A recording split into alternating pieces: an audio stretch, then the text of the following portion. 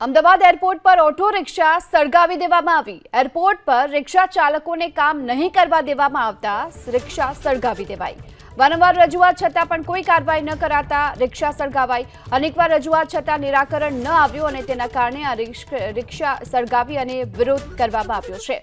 Airport પરના દ્રશ્યો છે કે જ્યાં રિક્ષા ચાલકે પોતાની જ રિક્ષા સળગાવી દીધી। સિક્યુરિટી ગાર્ડ સાથે માથાકૂટ થઈ હતી। દંડ પણ સિક્યુરિટી ગાર્ડ તરફથી ફટકારવાનું પણ કહ્યું હતું અને તેને લઈને જ રિક્ષા ચાલકે પોતાની જ રિક્ષા સળગાવી અને વિરોધ નોંધાવ્યો છે।